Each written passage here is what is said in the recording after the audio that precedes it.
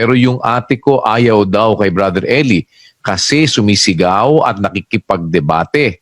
Ang tanong ko po, Brother Eli, may nakasulat ba sa banal na kasulatan na kailangan mo makipagdebate sa mga ibang grupo? Oo, kapatid, si Pablo nga nakikipagdebate. Panginoon Kristo nakikipagdebate. Niloloko lang kayo ng pastor na ayaw makipagdebate. Nagbabasa ng talata, hindi nila naiintindihan. Alam mo kung bakit? Takot makipagdebate yung mga yan eh. Kaya nagbabasa na para makaiwas sa debate. 9:22 at 29 ng Gawa. Pakinggan mo kapatid ha. Datapwat lalo nang lumakas ang loob ni Saulo at nilito ang mga Hudyo na nangananahan sa Damasco na pinatutunayan na ito ang Kristo, na nangangaral na may katapangan sa pangalan ng Panginoon, at siya'y nagsalita at nakipagtuligsaan sa mga Greko-Hudyo, datapwat pinagpipilitan nilang siya'y mapatay. O nakipagdebate siya eh. Nakikipagtuligsaan sa mga Greko-Hudyo. Yung mga tumututol sa aral na kanyang itinuturo, kinokontra siya, nakikipagdebate siya. Para sabihin na yung pakikipagdebate mali, si Kristo nga nakikipagdebate sa mga Hudyo eh. Magsasalita ang mga Hudyo, tapos mali, tututulan niya, sasabihin niya yung tama. Kaya nga nagagalit ang mga Hudyo sa kanya eh. Basahin natin ang isang instansya ng pakikipagtuligsaan o pakikipagpalitan ng katwiran ng ating Panginoong Kristo. Ilagay nga natin yung nasa Mateo 22:16. At sinugo nila sa kanya ang kanilang mga alagad na kasama ng mga Herodiano na nagsisipagsabi, Guro, nalalaman naming ikaw ay totoo at itinuturo mong may katotohanan ang daan ng Diyos at hindi ka nangingimi kanino man, sapagkat hindi ka nagtatangi ng tao. Sabihin mo nga sa amin, ano sa akala mo? Matuwid bagang bumuwis kay Cesar o hindi? Datapwat na pagkikilala ni Jesus ang kanilang kasamaan at sinabi sa kanila, Bakit ninyo ako tinutukso, kayong mga mapagpaimbabaw? Ipakita ninyo sa akin ang salaping pangbuwis. At dinala nila sa kanya ang isang denaryo. At sinabi niya sa kanila, Kanino ang larawang ito at ang nasusulat? Sinabi nila sa kanya, Kay Cesar. Nang magkagayoy, sinabi niya sa kanila, Kaya't ibigay ninyo kay Cesar ang sa kay Cesar at sa Diyos ang sa Diyos. At pagkarinig nila nito, ay nagsipanggilala sila at siya'y iniwan at nagsiyaon. Meron silang intensyon na hulihin ang Panginoon Kristo. Kaya sabi ng Panginoon Kristo, magtanong sila. Kunyari, pinuri pa nila eh. Ikaw ay gurong mula sa Diyos. Matuwid ka, hindi ka nagtatangi ng tao. Sabihin mo nga sa amin kung nararapat bumuwis kay Cesar. Kaya nila tinatanong yan, pag sumagot siya ng hindi, ipapahuli siya. Ang sagot ni Kristo, bakit niyo ako tinutukso? Kayong mga mapagpaimbabaw, mga ipokrito kayo, sabi ni Kristo. Alam niya kasi iniisip nitong mga ito eh, na ipapahuli siya kay Cesar pag sinabi niyang hindi dapat bumuwis. Ngayon, kaya bakit niyo ako tinutukso, kayong mga mapagpaimbabaw? Alam niya, meron silang intensyon. Hindi sila nakalusot. Pakita niyo sa akin yung salaping pambuwis. Nagdala ng dinaryo. Kanino kaya retratong nandyan sa dinaryo? Kay Cesar ikaw. Kung ganon, bigay nyo kay Cesar yung kay Cesar. Pero ibigay nyo sa Diyos ang sa Diyos. Kunyari pa, nagpupinupuri pa si Kristo. Yung pala gusto lang hulihin. Hindi ba that's a form of debate? Marami kasing debate. may Oxford, kagaya nung ginagawa kong pakikipagdebate. Isang batas ng pakikipagdebate yung Oxford na yon. Merong partial debate. Ang mga apostol, pati si Kristo, maraming mga pakikipagpalitan ng katwirang ginawa sa mga nang tumututol sa kanilang mga aral noong unang siglo. Ang katunayan, minsan nga, hindi nga hindi nga sinagot ni Kristo kasi inuhuli sila ni Kristo kasi alam ni Kristo ang kanilang iniisip. O ngayon, sagutin niyo muna ako bago ko kayo sagutin. Yung bautismo, basahin na nga natin yung buo, kapatid na Daniel. 21-23 ng Mateo. At pagpasok niya sa templo, ay nagsilapit sa kanya ang mga pangulong saserdote at ang matatanda sa bayan. Samantalang siya'y nagtuturo at nangagsabi, "Sa anong kapamahalaan ginagawa mo ang mga bagay na ito? At sino ang sa iyo'y nagbigay ng kapamahalaang ito?" At sumagot si Jesus at sa kanila'y sinabi, "Tatanungin ko rin naman kayo ng isang tanong, na kung inyong sasabihin sa akin, ay sasabihin ko naman sa inyo kung sa anong kapamahalaan ginagawa ko ang mga bagay na ito. Ang bautismo ni Juan, saan baga nagmula? Sa langit o sa mga tao? At kanilang pinagkatwiranan sa kanilang sarili na nangagsasabi, kung sabihin natin sa langit, sasabihin niya sa atin, bakit nga hindi ninyo siya pinaniwalaan? Datapwat kung sasabihin sa mga tao, nangatatakot tayo sa karamihan, sapagkat kinikilala ng lahat na propeta si Juan."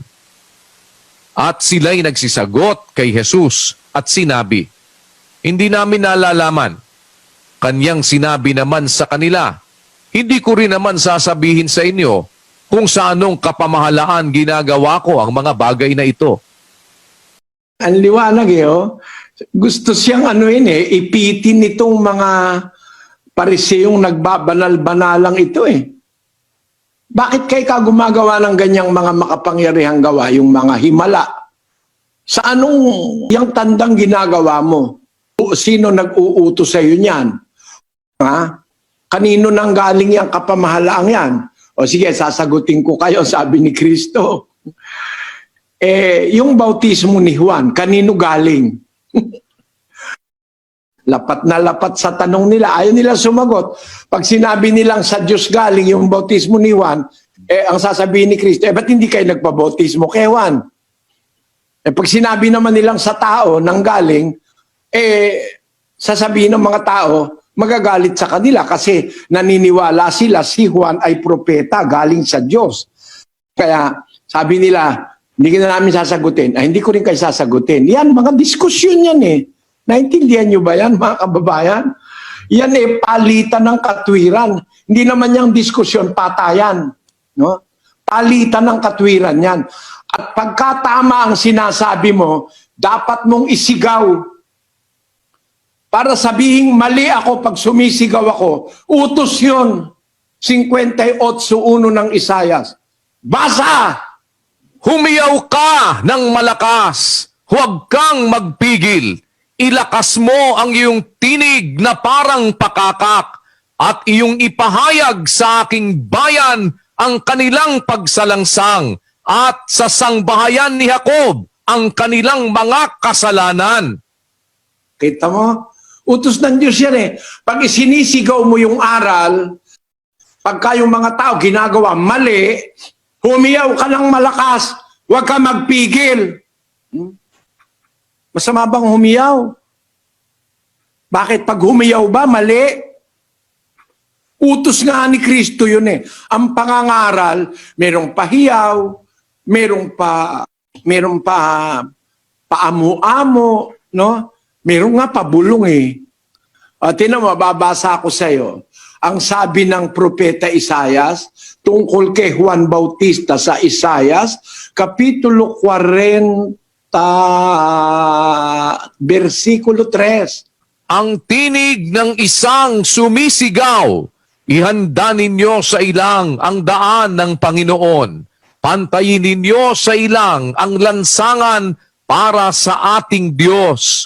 Si Juan Bautista, ang tinig na sumisigaw sa ilang, ang tinig na nambobola sa ilang. Magandang salita, mga kapatid. Tayo lahat kay Kristo, ligtas na tayo. Hindi ganon. Pambobola ng mga pastor yun, ligtas na raw sila. Pangaligtas sa COVID, ligtas ka na. Merong ganyang mga pastor Binobola tao. Roma 16:18.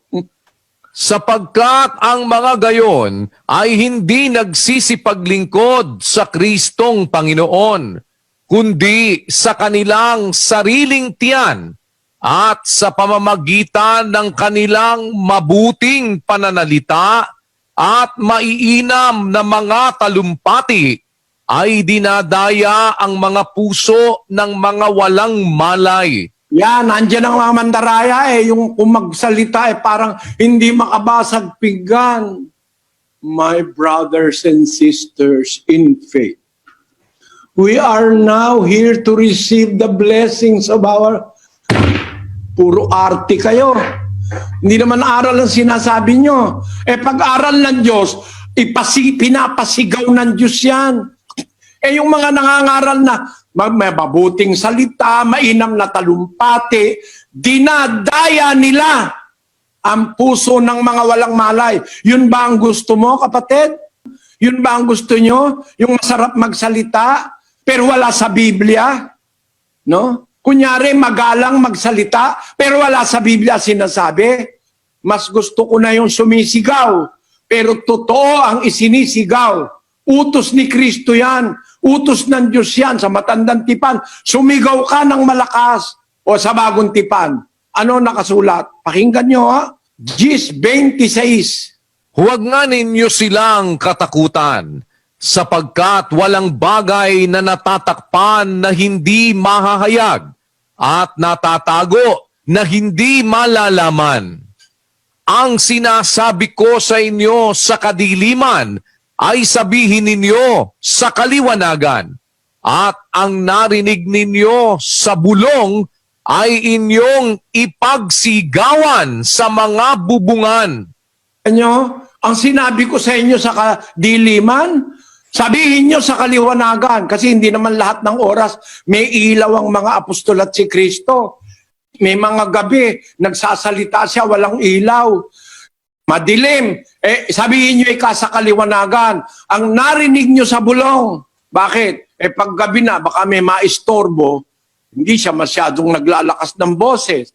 Ipagsigawan ninyo sa bubungan. Ako raw nagsumisigaw, nakikipagdebate, kaya ayaw sa akin ng born again. Naloko kasi kayo ng mga pastor nyo na nagpapakunwaring sa Diyos, nagsasalita ng mahusay na salita, mainam na talumpati, pero nanloloko lang ang mga pastor nyo. Nanloloko. Lalong nanloloko pag sinabing masama raw ang debate. Sino nagsabi sa'yo? Ang Apostol Pablo nga, gustong patayin ng mga Hudyo dahil nakikipagtuligsaan sa mga Hudyo.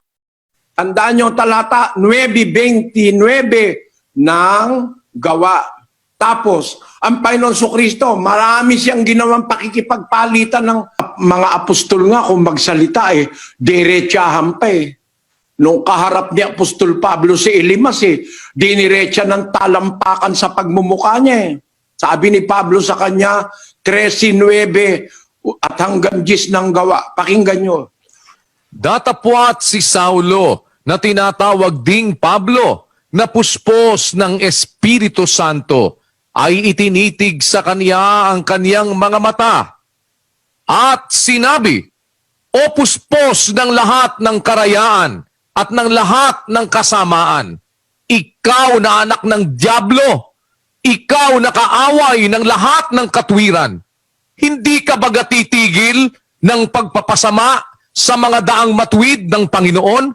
Tignan mo yung harapan yan Ikaw, anak ka ng dyablo, sabi ni Pablo kay Elimas. Hindi ka ba titigil sa pagpapasama sa daang matuwid ng Panginoon? Ha? Palagay mo, paano sinabi ni Pablo yon? Sinabi ba ni Pablo yan sa paraan ng mga taga Iloilo, mga Ilonggo? ikaw, anak ng Diablo, ha? Hindi ka ba titigil sa pagpapasama sa daan ng Panginoon? Ganun ba? Nakangiti pa. Kung ako magsasalita niyan, lalakihan kita ng mata eh. Sabi ni Pablo kay Elimas, kaaway ng katwiran, puspos ng lahat ng karayaan at ng kasamaan. Ikaw na anak ng Diablo, kaaway ng lahat ng katwiran. Hindi ka ba titigil sa pagpapasama sa daang matwid ng Panginoon? Yun ang pagkakasabi ni Pablo dyan, kahit hindi pa ako buhay noon. Sabi mo sa akin, ba't mo nalaman? Binulong sa akin. Hirap sa inyo eh. Puro kayong mga ipokrite. Karamihan dyan sa mga pastor na yan eh. Mga ipokrito, kagaya ng pastor na nakaharap ni Kristo. Kung magsalita ay akala mo'y kay tutuwid. Mas mahigit pala sa kademonyohan ang pinaggagawa sa talikuran. Yan ang masama.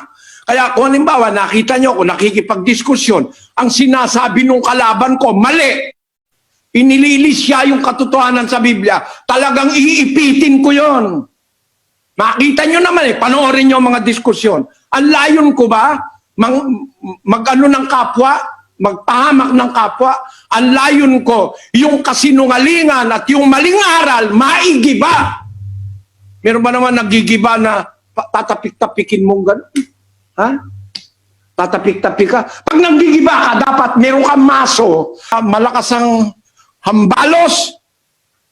Ginigiba mo yung mali eh. Utos yun. Gis ng 2 Korinto. Pakinggan nyo sa versikulo 4. Sapagkat ang mga sandata ng aming pakikilaban ay hindi ukol sa laman, kundi sa harapan ng Diyos ay may kapangyarihang gumiba ng mga kuta, na siyang gumigiba ng mga maling haka at ng bawat bagay na matayog na nagmamatay.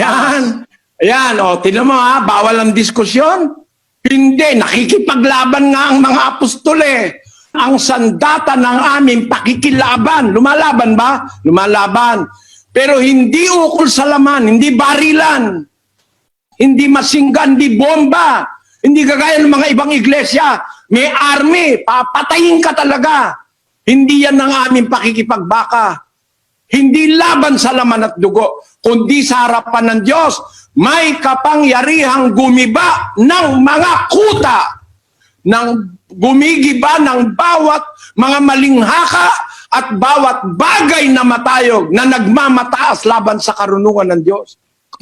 Kaya ang ginigiba ko, yung pagsamba sa Diyos-Diyusan, mali yan. Kahit ginto pa yung luluhuran mo, mali. Kapatid, magising ka, ginago ka ng pastor mo, pinapaluhod ka pati sa kahoy, pati sa tiyok, pinapaluhod ka. Iharap mo sa akin yung pari mo, papatunayan ko, ginagago ka yung mga pari na yan. Bawal ng Biblia yan eh. Kung igiba ko yan, mapasigaw ako sa pagtatanggol ng Biblia. Mali? Mali kayo dyan, mga kapatid. Mga born again daw sila. Kung born again kayo, ba't hindi nyo naintindihan ito? Na ang mga apostol nakikipaglaban ng diskusyon. Ginigiba ang mga maling haka. Ginigiba ang mga nagmamataas laban sa Biblia, laban sa karunungan ng Diyos. Meron ba naman ng giba pabulong-bulong, "Hoy, mali ka. Hoy, di tama." Hindi ganon. Mga ipokrito lang kayo. Mga pastor ng born again. Ngayon, meron silang pinagbabatayan sitas na iniloloko ang mga miyembro. Hindi sinasabi ang totoo. Basahin natin ang 2 Timoteo 2:24. At ang alipin ng Panginoon ay hindi nararapat na makipagtalo, kundi maamo sa lahat, sapat na makapagturo, matiisin, nasawaying may kaamuan ang mga nagsisisalangsang, baka sakaling sila'y pagkalooban ng Diyos ng pagsisisi sa ikaalam ng katotohanan. Kanino ka hindi makikipagtalo? Hindi ka makikipagtalo sa kapatiran, sa inaakay mo, yung sumasalangsang, yung nagkakamali. Kasi si Timoteo, ministro yan sa iglesia eh. Ang sabi sa kanya ni Pablo, tanggihan mo yan, yung mga usapang walang kabuluhan at hangal, na yamang nalalaman mo na namumunga ng mga pagtatalo. Ang alipin ng Panginoon, hindi nararapat makipagtalo, kundi maamo sa lahat, sapat na makapagturo. Kanino ka maamo? Hindi ka dapat makipagtalo. Hindi doon sa tinuturuan mo ng aral sa mga miyembro sa iglesia ito, sabi ni Pablo kay Timoteo, nasawaing may kaamuan. Ayun, maamo ka sa kapatid na kasama mo sa iglesia. Maamo ka ron. Sasawayin mo siyang may kaamuan pagka siya'y gumagawa ng mali. Sabi, sawaing may kaamuan ang mga nagsisisalangsang. Baka sakaling pagkalooban ng Diyos ng pagsisisi sa ikaalam ng katotohanan, ang sabi niya. Para sila'y makawala sa silo ng dyablo. Ang sabi, na bumihag sa kanila ayon sa kanyang kalooban. Yan ay pagkikipagtrato sa iglesia. Inaakay mo yung kapatid, tinuturuan mo. Nagkamali, huwag ka makikipagtalo sa kanya. Anuhan mo siya, pangaralan mo siya, paalalahanan mo siya. Hindi dapat sa iglesia, tayo-tayo magtatalo-talo, magkakapatid. Mali yun. Pero sa labas ng iglesia, meron kang kakabakahing mga aral na mali. Meron kang maririnig na pagliligaw sa iglesia, totoo, sa labas. Kaya hinaharap ng mga apostol yun. No? At yung ipinagbabawal na pagtatalo, kung yan ang akala ng mga born again ni diskusyon yan, iwasan mo yung pagtatalong walang kabuluhan. Ang sabi, tanggihan mo ang usapang walang kabuluhan at hangal.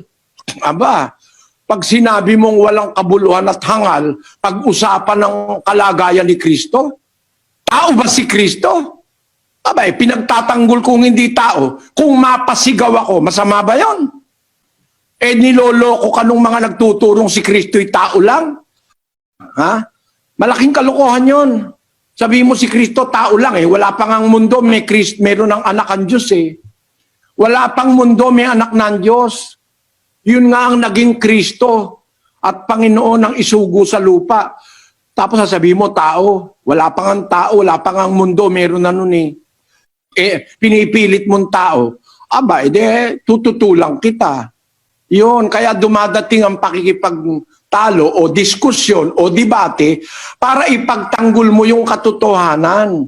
Hindi nyo ba alam na ang mga eskriba nung araw at mga pariseo tagapagtanggol ng kautusan? Bakit ba tinatawag silang tagapagtanggol ng kautusan? Meron kasing tumututol, kaya ipinagtatanggol yung kautusan. Basahin natin yung tagapagtanggol ng kautusan. 6:9 ng Gawa. Datapwat nagsitindig ang ilan sa nangasa sinagoga, na tinatawag na sinagoga ng mga Libertino at ng mga Sireneo at ng mga Alejandrino at ng mga taga-Cilicia at taga-Asya na nangakipagtalo kay Esteban. At hindi sila makalaban sa karunungan at sa espiritu na kanyang ipinangungusap. Kita mo, si San Esteban, yung kauna-unahang sinasabi nilang Katoliko, Christian martyr. Si San Esteban, isa sa mga napili ng Panginoon. Nilabanan ng mga Libertino, mga Sireneo, mga Alejandrino, mga taga-Cilicia, taga-Asya, nakikipagtalo kay Esteban. Nakikipagdiskusyon. At hindi sila makalaban sa karunungan at sa espiritu na kanyang ipinangungusap. Anong laban yan? Laban yan ng salita. Diskusyon yan. Hindi sila makalaban sa karunungan at espiritu na ipinangungusap ni Esteban. Ano ang ginawa nila bandang huli? Puntahan natin yung huli. Sa 7:58. At siya'y kanilang itinapon sa labas ng bayan at binato at inilagay ng mga saksi ang kanilang mga damit sa mga paanan ng isang binata na nangagngangalang Saulo at kanilang pinagbatuhanan si Esteban na tumatawag sa Panginoon at nagsasabi, Panginoong Jesus, tanggapin mo ang aking espiritu. Kita mo, si Esteban namatay sa diskusyon. Nung hindi manalo itong kalaban niya, pinagbabato siya, nilabag sa labas ng bayan, saka pinagbabato. Patay si Esteban. Saan? Sa debate. Bakit? Bawal ang debate? Ba't makikipagdebate si Esteban kung bawal yun? Ba't makikipagdebate si Pablo? Tindi nyo, mga born again, niloloko nyo, miyembro nyo. Kaya lang ayaw nyong makipagdebate, hindi nyo kasi kayang patunayan yung born again ninyo. Mga pastor na manluloko. Yan ngayon ang inyong puntahan at makakatiyak kayo. Makakakita kayo ng milagro ng demonyo, pambobola ng demonyo para makuha ang pera nyo at ang ikapu ninyo. I sympathize with you.